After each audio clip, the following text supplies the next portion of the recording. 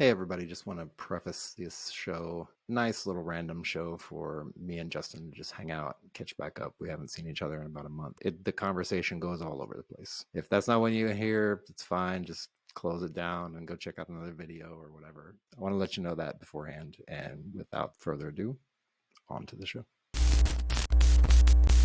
Welcome, everybody, once again to Retire.Army, where we talk about things retirement, transition, and all things in between. And we're back again with Justin. It's been a while. We've had a little hiatus. There'll be some timestamps in the episode, so you can just click around to whatever you want to click around to, open smorgasbord. So, with that, welcome back, Justin. Welcome to the show. Hey, thanks for having me back. Yeah, it's been a little bit. It's like been about a month, maybe a little more. But yeah, lots been going on. So we all get busy and kind of bogged down with obligations and things like that. So it's kind of good to get back to a point where things kind of slow down. Hopefully, you can kind of get back in a role. So no, I'm happy to be back. I'm glad to have you back. So you've been kind of like off the rails a little bit, and then you had to kind of steer it back in. How's that been going for you? Good. No, I mean just a couple of things like so we wrapped up Hillvets, but I mean like that the big kind of conclusion with that was hosting our policy conference. So that in itself had a lot of logistics involved. We kind of did like a prep session with our panelists. Well, I mean, even going back a couple weeks before that, kind of finalizing our panelists and getting our times, so they could free up their schedules, and then coordinating, and then kind of doing like a prep session just to kind of introduce people and kind of provide some of like the general questions and things like that, and make sure I had their backgrounds right and their bios and their names and all that. So just going into that, and then kind of preparing myself to moderate, and then going into helping set up the conference itself, some of the organization. And so that was a bit, I mean, that was a heavy week. So, a lot of pressure too. But yeah, no, we got through it. Then, kind of had a wrap up session the following week, and we're done with that. And I'm officially a Hillvets alumni. So that was a big thing.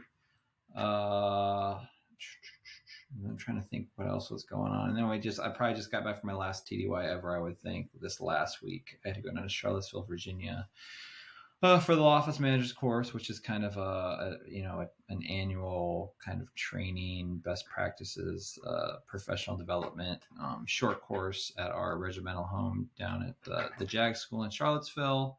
So that was this last week. So a lot of, and I'm trying to think everything that all the time in between is kind of a blur. I'm trying to think what I was working on in that other space. So yeah, it's been kind of busy though. Did you ever get the all the yard work / housework done? Did you ever get that taken care of?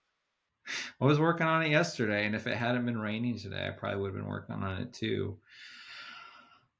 So still I'm not sure if I shared this, but kind of looking at the potential of turning our primary residence into another rental, if we can find a new primary residence. So basically I'm looking for kind of a loan assumption situation if I can find one, just because housing prices are so expensive here. I can't really afford to buy or borrow new money at today's interest rates, just because housing prices are so high. So if I could find an assumption somewhere where someone's got something that they started a couple of years ago, and I could assume that and kind of just take on the current structure and interest rate, then we could potentially turn this into a rental. So I am trying to work on it, because if I can't get it listed and rented out by the end of the year, then all the money I put in this house are tax deductible. And if not, then I'm just another sucker that's throwing money at their house for no reason.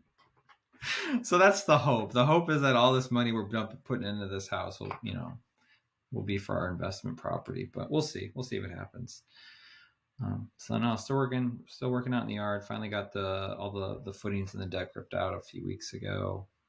I was kind of working in the flower beds this week, kind of cut them out, putting in mulch and things like that. So It's one of those things that I've been realizing over the past year and a half or whatever, really just the past year and a half from being out of the military, working on the house, doing things. There's a lot of stuff that I really don't want to do, and that water main was one of them.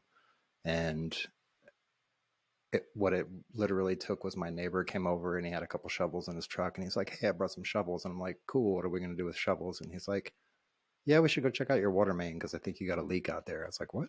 So we walked out there and we looked. And I'm like, "I don't want to do this stuff." I procrastinated to death. I called everybody. I called plumbers. At some point, we drove to a plumber place and talked to the guy, the manager, and he was like, "You sound like you know how to do this stuff. So I'm just going to give you a few things to get started with. Here's what you need to pick up. Here's what you need to stay away from. Grab this, don't grab that, and then just work on it really slowly. Take your time. If you have any questions, call me up, and you'll figure it out." And so I kind of muscled myself into it, and I was like, "All right, cool, let's do this." So it was a pain. It was very hard. It was out of my comfort zone. It's not something that I normally do, but just by allowing myself to slow down a little bit, take it step by step, take a break in between if I needed to, and I did it. And I was surprised at the end when it was all working, and I was like, "Wow, it's not leaking. I guess it's not that complicated." So yeah, that's one of the things that I wanted to kind of pick your brain about. Like now that Hillvets is done, are there any other kind of like social gatherings slash things of that nature pointing you in the direction of the career that you're trying to get to, that you're looking at currently? Being a landlord isn't all rainbows and pots of gold. There's some pain in there sometimes. So it comes to the territory though.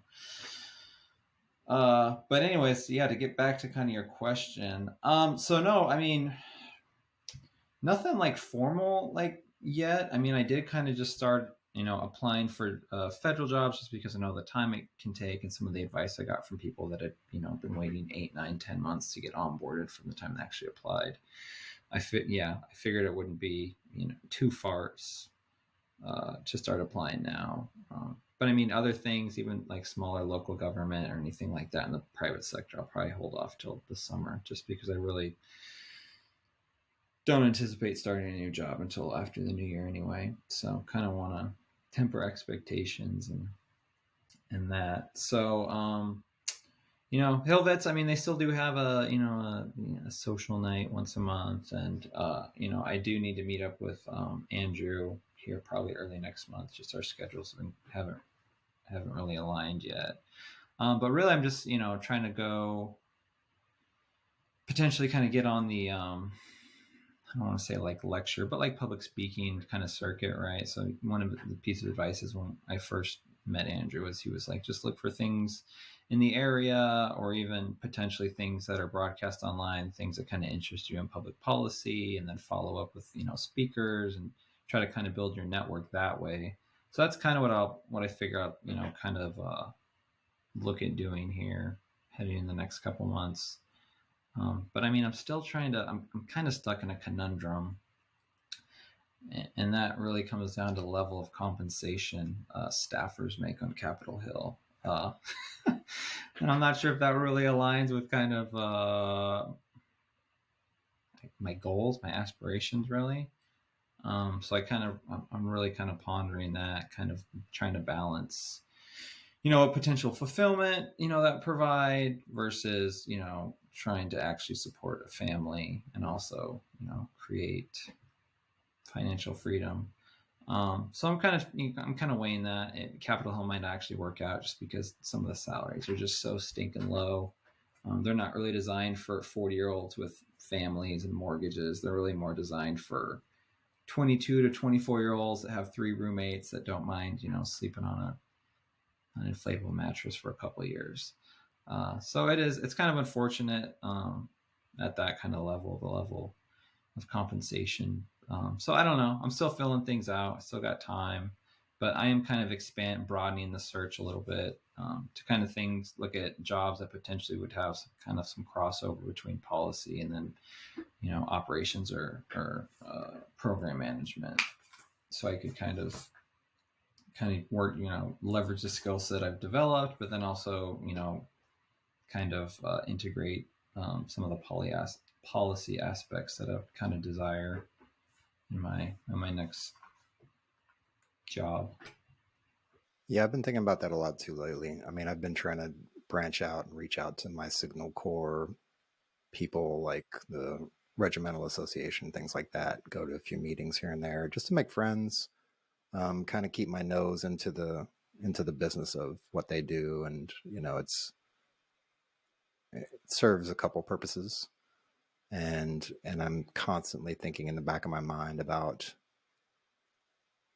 I mean, granted, I don't have a child on the way, so I know that kind of throws things off a little bit. But really, just expanding versus downsizing. Do you take the government job versus taking the internship? Is it because of the money? Is it because of the circumstances? I think a lot about that. I've actually been, I mean, this last year has been really kind of a sabbatical. Like it's literally been me doing freelance work, me trying to make sure that I live off of just my retirement payment and I don't have VA disability on top of that, like some people do. So, if you compound a retirement check and 100% VA disability, that's a decent chunk of money. Like that's almost comparable to an active duty salary. Taking it from that perspective, yeah, I think, I mean, you're right. There's trade-offs, but I think there's definitely some benefits to, even if it's just short term, even if it's like 16 weeks, 12 weeks, 2 months, right? Taking that kind of step back in order to take a bigger step forward. I'm really considering some of that stuff as far as like maybe like an AWS or an internship with like Salesforce or something like that, where they may or may not pay you, but then they have like a 93% job placement after that, after the 12 or 16 or whatever happens to be weeks. So really weighing that out. It's interesting to hear your thoughts and opinions on it. Yeah, like I said, very, very really early stages, so I haven't even got that. Right now, it's just kind of just a volume game. Some of the stuff, it's like, I could see myself doing it. Would I love it? I mean, there's only so much info you get off of an advertisement anyway, right? So it's like you don't even really know about the position or the organization or kind of the culture, really anything until you actually start talking to people that work there. So just right now, it's just the volume. I'm like, if I'm thinking I'm qualified and I might be able to do something like that, then might as well just apply. But yeah, I mean, it also doesn't make it makes it difficult just to the high cost of living area that I'm currently live in. So um, that's another consideration that I'm actually kind of having second thoughts about. Just because originally I was like, well, we're here. I'm tired of moving. That's one of the many factors want to retire, just because I'm tired of moving.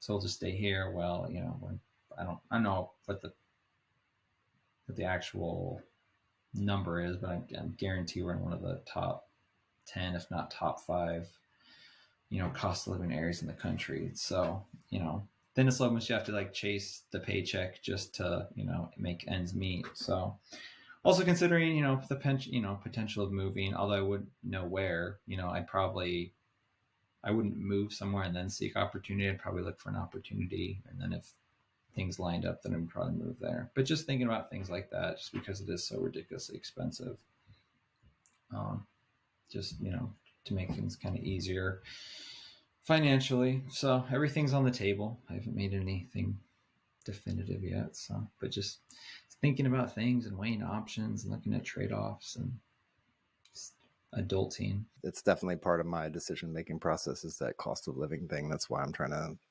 sell the house, get out of here, go somewhere where the cost of living is considerably lower.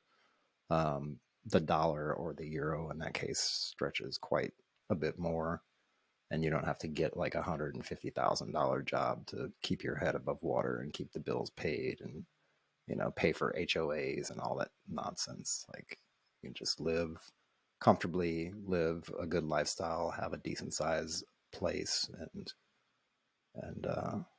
kind of rebuild and start again, but in a place that's comfortable. Is like from a financial perspective, and hopefully from an environment perspective as well, because that's a big thing too. Like that's one thing that I don't know if you probably considered it or talked with your wife about it, like the school system and the quality of the education in that area, because it's 0 to 5 is really quick.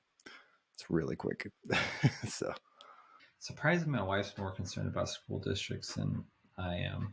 I don't know. I mean, she was before we even had kids, and which I thought was somewhat irrelevant.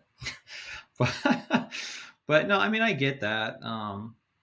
I mean, honestly, I haven't done the research like nationwide because I mean, I'm sure every state you move to, there's the good pockets with this good school district. Like Augusta, for instance, right? Columbia County's got the preferred school districts. Richmond County doesn't. So I was told to stay out of Richmond County. Um, so I mean, I think that's give and take wherever you go. I mean, obviously Fairfax County up here has a phenomenal school district. So like, why would you ever want to leave here? Uh, because it's funny, you go over to what is it, you just cross the Potomac into Prince George's County, Maryland, and houses cost half as much, and you're like, oh, I wonder why. uh so but yeah, no, I mean, and I mean, I did hear, I have heard about the migration over the last couple of years and people moving out of metropolitan areas and the more rural areas, and I actually know two people now, surprisingly, that have moved to Oklahoma. Yeah, well, one really good friend I've known for over a decade. So he actually was from Oklahoma originally, mobilized up to the Pacific Northwest, deployed, and then ultimately stayed up there. Met his wife, started a family. So he's been up there for 10 years, and now they just last month they moved back to Oklahoma. Cost of living is a lot lower, close to family, things like that. More entrenched family values.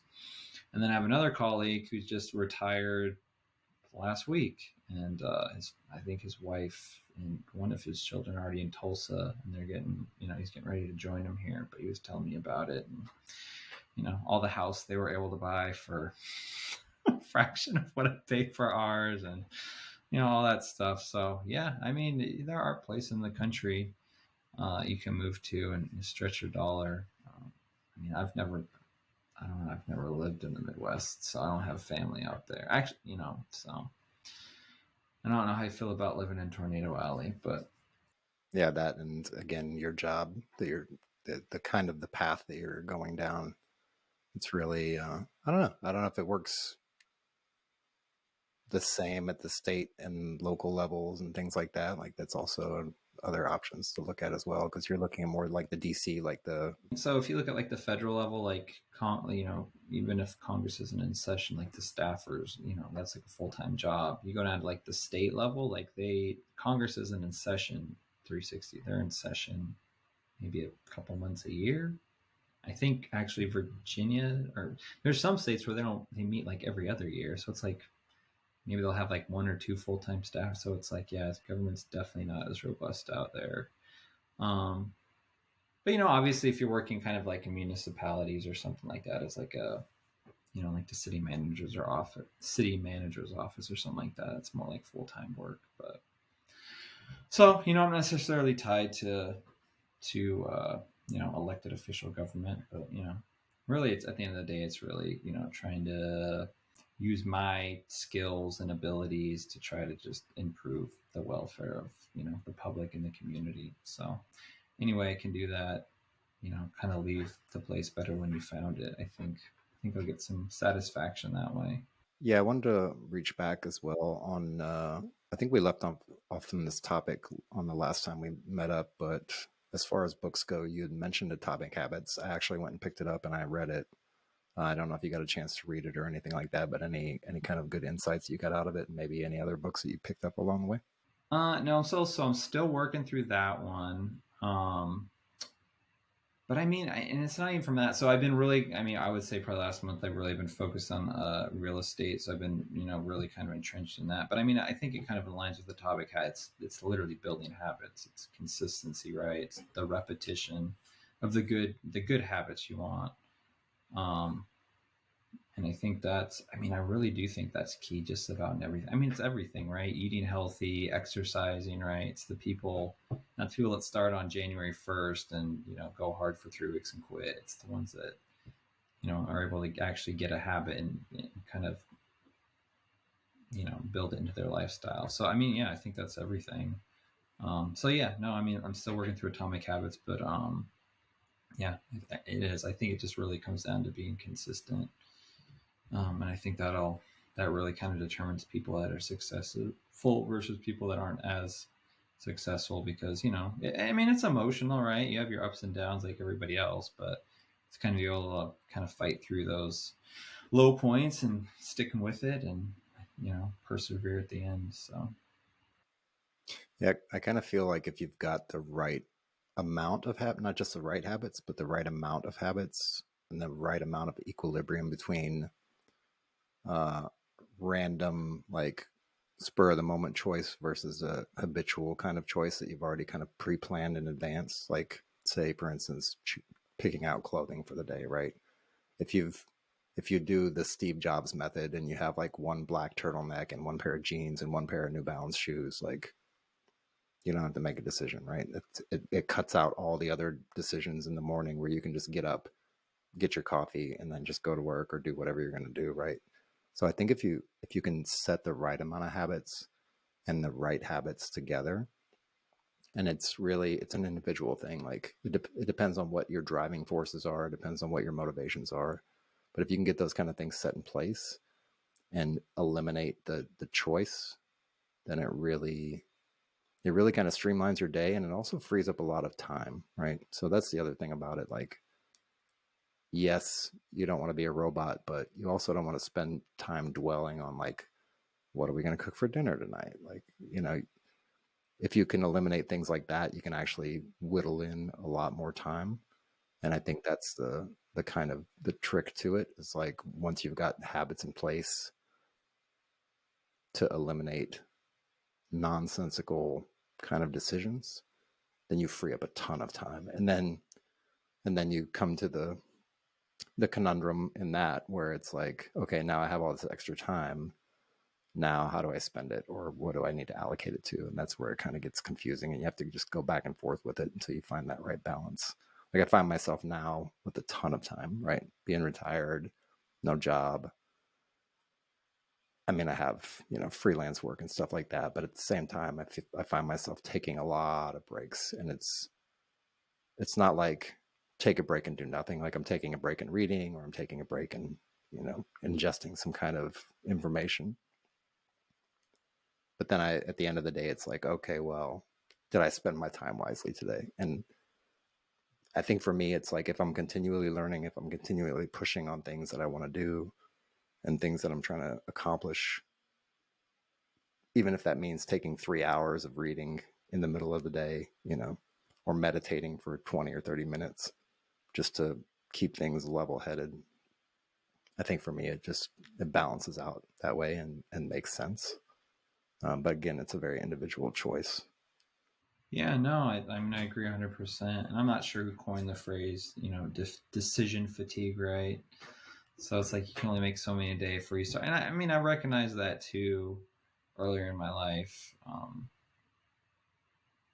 And the one thing that really stands out, and so, I always used to try to exercise, go exercise after work. And it's like half the time you'd be so fatigued, maybe just mentally or physically, just, you, you wouldn't go. You're just like, I'm too tired. I don't have time for this today. And I don't even know how I got hooked on it. But then I started going to the gym at lunch when I was still had energy, and I guess the decision fatigue hadn't set in, and I was able to, I did that till COVID. So I mean, I did that for the better part of 10 years. I was literally in the gym at lunch probably 99% of the days I was at work. Um, so yeah, I think the more time you can save, not wasting your decision making ability on things like what am I going to eat for breakfast, what am I going to wear today, or those almost become they become a habit, right? So it's not even a decision; it's just ingrained, and then you can say you have your decision energy basically for like the big problem solving tasks, so that you aren't kicking that can down the road day after day because you just don't have the time to, or you don't have the willpower, the energy, or the will to kind of to make that decision. So yeah, no, I definitely agree with everything you said. Yeah, I picked up one other book, and I don't know if it's anything that interests you or anybody else out there, but it's called The Structure of Scientific Revolutions. It's by Thomas Kuhn. It was written back in the 50s, I guess, and then it's been revised since then, and he's added some kind of intro onto it. But um, I mean, it seems like a lot of the stuff that I read, even Atomic Habits, like it deals with psychology, right? It deals with psychology and sociology is basically the two factors. And the psychology thing is figuring out like what are my habits? What do I do wrong? What do I do right? And then trying to figure out, well, what do I really want to do and what am I supposed to be doing, or what makes more sense to be doing versus what I'm actually doing now, and optimizing, I guess. This book is actually breaks down the psychology of science and the sociology of science. So the guy started off as a physicist, and then he kind of turned and went in the direction of breaking down science as a science, right? So kind of like a meta thing about science, but he's trying to break down the scientific process, break down how science works, break down paradigms and how paradigms happen, and what what factors are needed to create a paradigm, and then how do you do a paradigm shift where you go beyond the paradigm that was there, and then you end up creating another paradigm. It's just really interesting.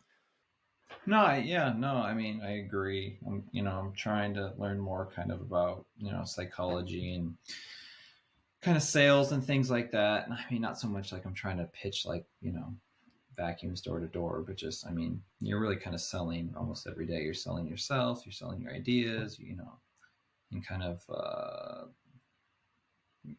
kind of the mental aspects that go into that, and kind of trying to build kind of rapport, and trying to get influence and things like that. So yeah, it's still a lot of human interaction these days that goes into making decisions. It's not just doing things from your computer. So yeah, no, it's really interesting to get into. Honestly, I don't even remember how we got down this rabbit hole. But yeah, no, it is. I mean, I'm trying to learn kind of just more about myself, and learn how other people, trying to think how other people think, and not trying to kind of get out of my own head that everybody thinks like me.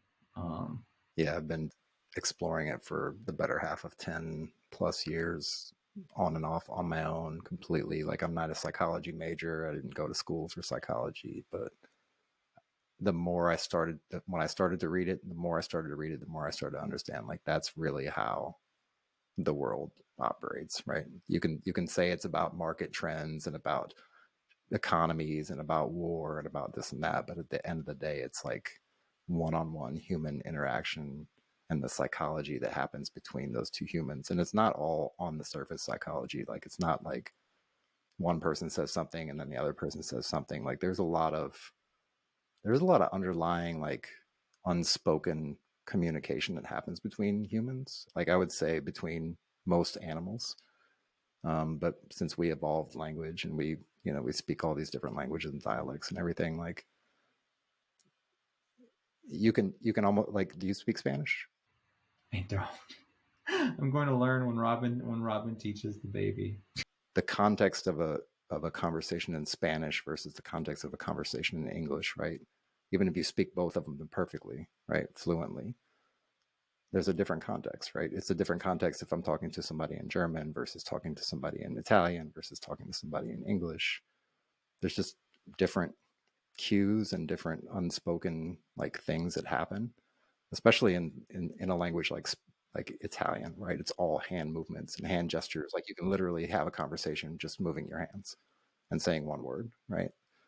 Um, but yeah, psychology is a deep, deep, deep, deep, deep rabbit hole. If you ever need a book, I've got 300 of them.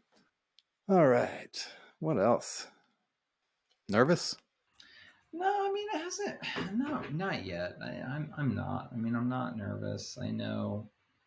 I'm almost. I mean, part of me is almost. I'm probably almost over anxious, right, to like get the ball rolling on this thing, right? It's like I've been slow playing it for so long. It's like, yeah, you want to be fully prepared and give yourself as much time, but like, you can't start interviewing for jobs 2 years before you can actually start them. So it's like, yeah, I've just been slow playing it, and it's like, okay, let's get closer to that, the finish line, so I can actually start making some like serious moves. Because I mean, you can only prepare so much, right? You can only read and listen to podcasts and interview people. At some point, you kind of just got to start, swinging the bat yourself and see what happens, because you can't prepare for everything. So no, I mean yeah, I'm not nervous. I'm really just kind of like anxious to get started. So maybe we get closer to like the really end, and I have nothing. I literally have nothing lined up, and like my whole perfect transition is a farce, and when it blows up in my face, yeah, sure, then it'll be panicky. But no, I feel good right now. One card at a time. Just trying to crank out one day at a time and be just a little bit better than the day before. So still kind of a juggling act, right? Still got my obligations at my day job. Trying to kind of prep my replacement. Trying to kind of temper expectations there, kind of build up his confidence. He's kind of nervous about coming to fill my shoes, and then preparing to be a father, and then potentially getting this house ready. Trying to kind of scale our real estate empire, and then also applying for jobs, but then also trying to build a network and talk to people, and prospect and things like that. So it's still just a juggling act, but just make progress, 1% progress every day, and I think we'll be all right. How's the transition with your backfill going? That was great. I just saw him last week. So he's coming from Korea. His name's Steve. So we chatted. I took him out to lunch and let him pick my brain, and try to give him advice and kind of insight, not just about the job in general, but just living in the area and things like that, and transportation. So I feel like he gets getting a little more comfortable with it. So no, things are good. To be there in mid-July. I'm kind of wondering what I'm supposed to do between July and September. Like we don't have excess space there, right? Desks and workstations. So it's like, what am I going to do? I don't know.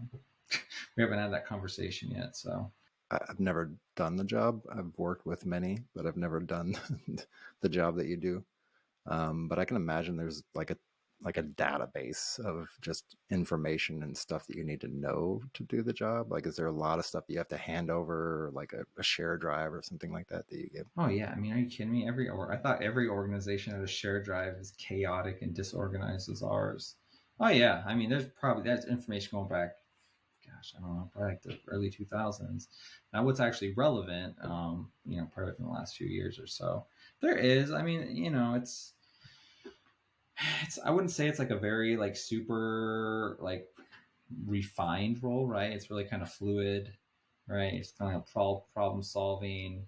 I mean, there are some like major like kind of pillars that you're responsible for, but then a lot of it's just kind of answering the mail, and just it's just you couldn't sit there and twiddle your thumbs for more than 20 minutes without some kind of problem popping up. If it, not even at the office, somewhere out in the field, and you're getting a phone call or an email or something like that. So, um, but I mean, I think that's the job series in general. We should really just rename it like professional problem solver.